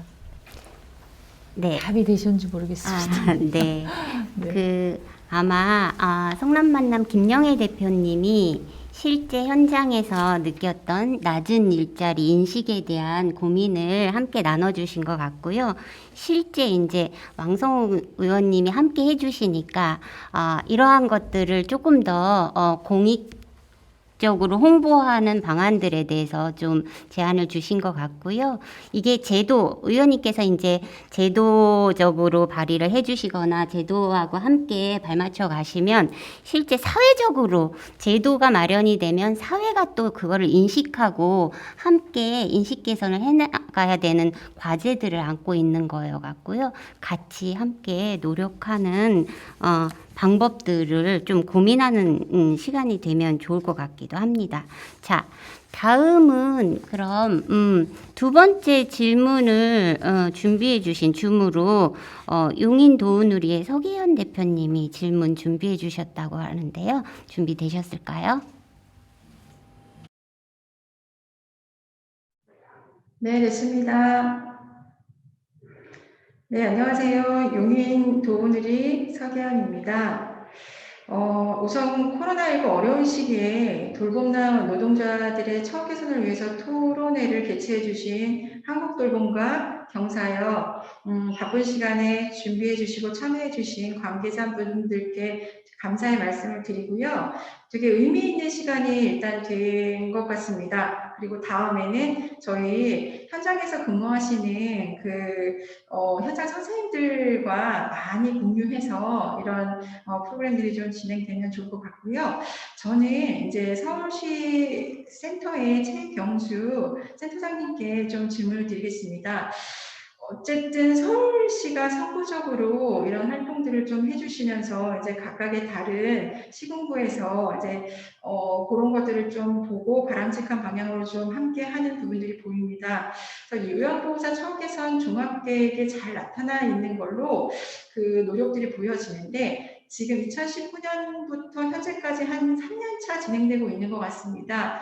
근데 이제 이러한 성과를 이루기 위해서 사실은 쉽지는 않으셨을 것 같아요. 이 과정들이. 그래서 이런 노력과 과정들에 대해서 잠깐 이야기를 해주시고, 그리고 지금 2021년까지의 계획이 있는데, 향후 2022년도부터는 어떤 계획들이 또 있으신지, 그리고 가장 좀 중점을 생각해서 하고자 하시는 그런 방향이 있으신지 좀 궁금합니다. 그리고 또 마지막으로 지금 여러 정책들이 좀 진행이 되고 있는데 현장에서 가장 만족도가 높은 그런 정책이나 방향들은 어떤 분야인지 좀 궁금합니다.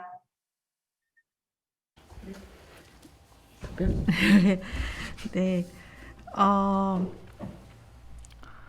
지금 이 과정을 만드는 일기, 3개년 처우개선 종합계획을 만드는 과정도 그렇고요. 2기도 이 종합계획안이 마련이 돼서 이제 시에서 지금 검토해서 발표를 거의 마무리하고 있는 단계인데요. 가장 중요한 거는 저는 현장의 의견이라고 생각을 해요. 그러니까 일기 만들 때도 저희가 자치구별로 요양보호사 분들의 현장 의견을 다 수렴을 했고요. 간담회를 다 했고 또 확정하기 전에 저희 서울시청 가면 8층에 넓은 다목적으로 있습니다. 그래서 원탁회의로 해서 초안에 대한 토론을 하고 그걸 거쳐서 이제 만들어졌는데요.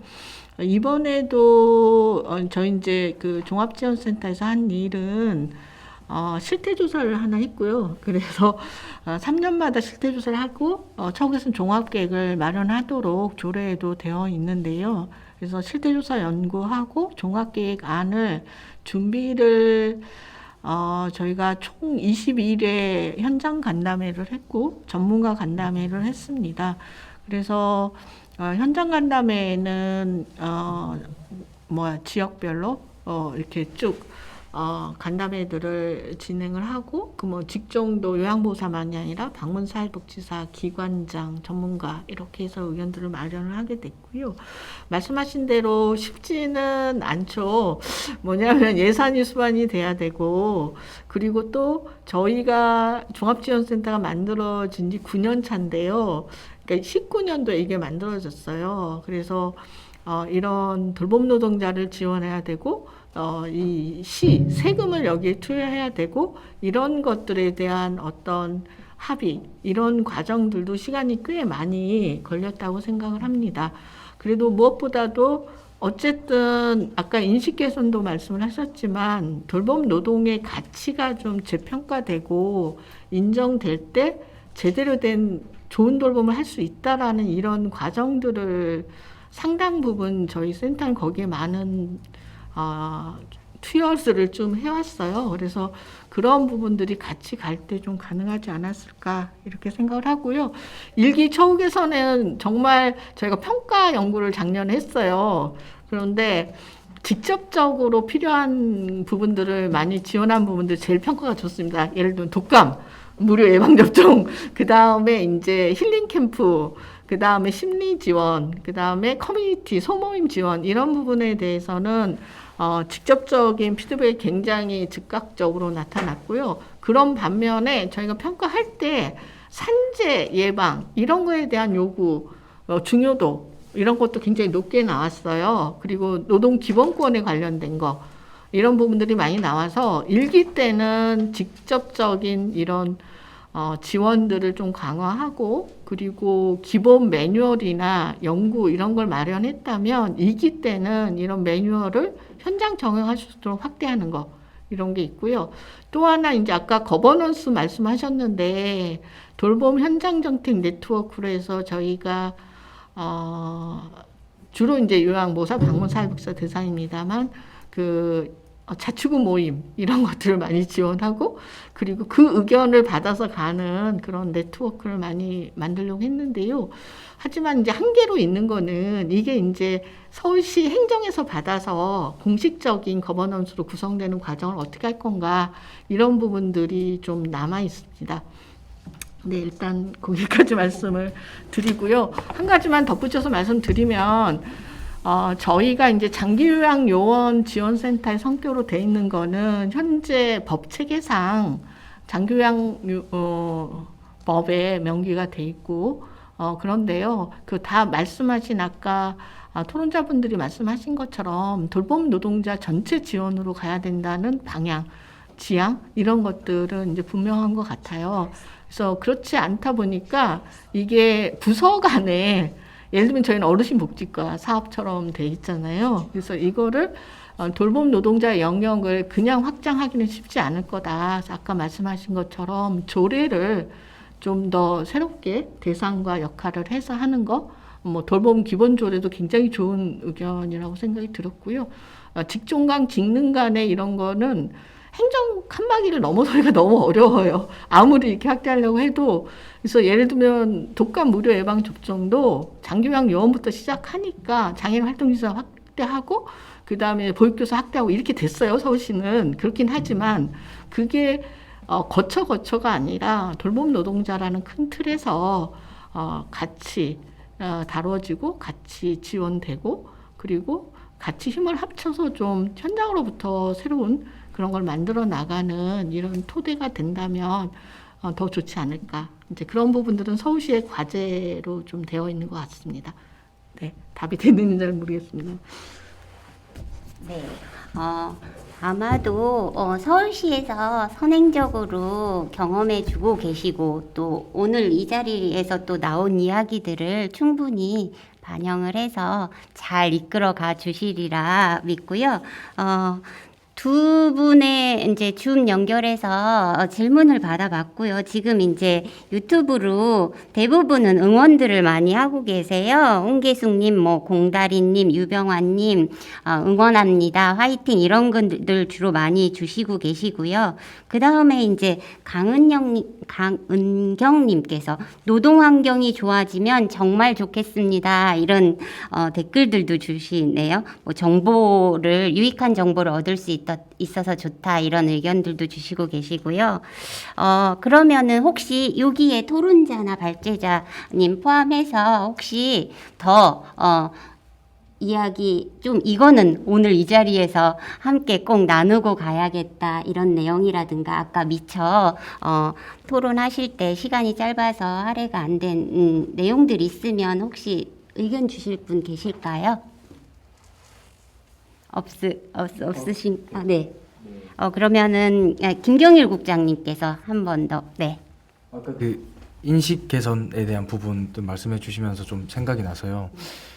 부산에서 있었던 사례인데 그 자가격리에 들어간 장애인이 한 분 계셨습니다. 그래서 그 활동 지원사 분께서 이제 24시간 파견을 가셔서 집에서 제가 돌봄을 하셨는데 이제 지자체 구청에서 이제 잠자는 시간에는 돌봄을 안 하는 거 아니냐.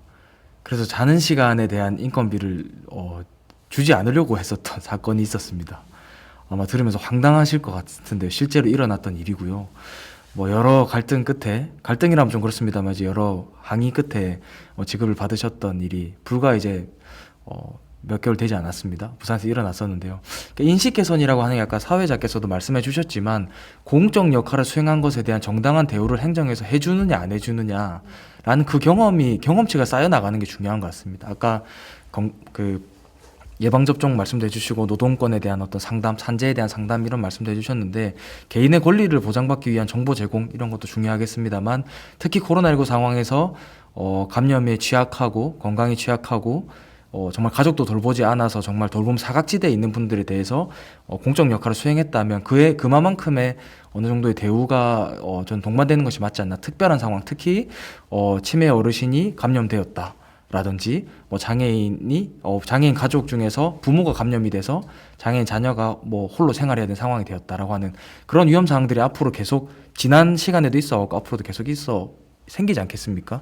그런 상황을 또 감내해 오면서 지금까지 오신 거고요. 그렇다고 하면 그런 부분들에 대한 사회적 책임을 다한 것에 대한 어느 정도의 보상과 사회적 지위에 대한 인정을 저는 정책과 행정에서 공공에서 해야 되는 부분이다. 이게 단순히 아까 사회서비스원 말씀도 해주셨습니다만 사회서비스원이 저는 개인적으로 사회서비스원을 응원하고 좀 지지하는 편이긴 합니다만 사회서비스원이 지금과 같은 방향으로 갔을 때 혹시나 돌봄 노동자들 사이에서의 계급화를 만들어내진 않을까라는 걱정이 좀 있습니다. 그런 측면들을 봤을 때 지금에서부터 공적 역할을 수행하는 어떤 공적 돌봄의 인식에서부터 공적 지원을 늘려나가는 것이 좀 더 확대되어야 나중에 사회서비스원과 민간의 영역이 계급화되는 것이 아니라 조금 더 나은 처우에서 같이 만날 수 있지 않을까 이런 고민들을 조금 덧붙여 보겠습니다. 하나만 좀 짧게 말씀드리고 싶은 게 있는데요. 이게 이제 토론 과정에서 이게 이제 필수 노동자, 돌봄 노동자 이게 지금 계속 섞여서 나오고 있는데 저는 이거에 대한 정리도 좀 필요하다고 봐요. 근데 이제 저는 이 조례를 만들면서 그걸 어떻게 구분했냐면 실제로 경기도에는 필수 노동자 지원에 관한 조례가 있습니다. 예, 돌봄 노동에 앞서서 만들어졌고요. 그리고 제가 알기로 여러 지자체에서 거의 동일한 내용으로 다 조례가 제정됐어요. 근데 이제 필수 노동은 코로나 팬데믹을 겪으면서 만들어진 법이거든요. 그러니까 그거는 전제가 그 비안전의 상황에서 안전을 어떻게 확보할 거냐라는 게 이제 전제라면 저는 돌봄 노동은 그거를 포함한다 이렇게 좀 말씀드리고 싶어요. 안전의 상황이든 비안전의 상황이든 일생을 통해서 상시적으로 이루어지는 노동. 예. 저는 이제 이거를 좀 우리가 헷갈리지 말고 분명하게 좀 얘기했으면 좋겠어요. 이게 안전의 상황이라 하더라도 돌봄 노동은 늘 말씀하신 그 위험성, 예, 그 다음에 노동자로서의 지위를 확보하지 못함 이런 게 계속 상존하는 거거든요. 그래서 그 부분에 대해서는 좀 우리가 정리를 좀 하면서 좀 이후에도 사용했으면 좋겠다라는 제 개인적인 의견을 좀 드립니다. 네. 네. 아마도 이제 필수 노동과 그것까지도 포함한 돌봄 노동이 꼭 정의가 새롭게 정의되어져야 한다. 이런 내용들로 말씀해 주셨고요. 그다음에 이에 앞서 김경일 국장님께서 공적 돌봄 체계에 대한 인식 개선에 대해서 조금 이야기를 해주신 것 같아요. 그래서 저희가 이제 오늘 요 짧은 시간 동안 모든 거에 대해서 해답을 찾기는 사실상 어려움이 많이 있을 거라고 생각을 하고요. 이거를 단초로 실제 우리가 앞으로 어떤 것들을 좀 만들어 가야 되는지 이런 것들에 대한 고민들을 함께 가지고 가는 자리로 좀 가지시면 좋겠다라는 생각들을 하고 또 이제 지금 현장에서 온라인으로도 많이 응원해 주시고 계신데 실제 현장에 있는 돌봄을 수행하는 돌봄 노동자 또 기관 또 행정 다양한 시민들 돌봄을 받으시는 분들까지도 함께 아우르는 어떤 뭐 인식 개선 이것도 앞으로 만들어가면 좋겠다라는 생각을 합니다. 자, 오늘 토론회를 기회로 저는 돌보는 사람과 돌봄을 받는 사람 모두가 행복한 사회가 만들어지기를 아주 앞에서 응원할 거고요. 여러분들도 함께 하신 여러분들도 같이 응원해 주시리라 믿고요. 끝으로 사회적 협동조합 경기사회서비스 협회하고 한국돌봄 사회적 협동조합이 함께 마련한 아주 의미 있는 21년 코로나19 상황 방문 돌봄 종사자 이대로 괜찮은가 토론회를 마치려고 하는데 마쳐도 될까요? 네. 자, 그러면 함께 해주신 모든 분들 감사드리고요. 토론회를 마치도록 하겠습니다. 감사합니다.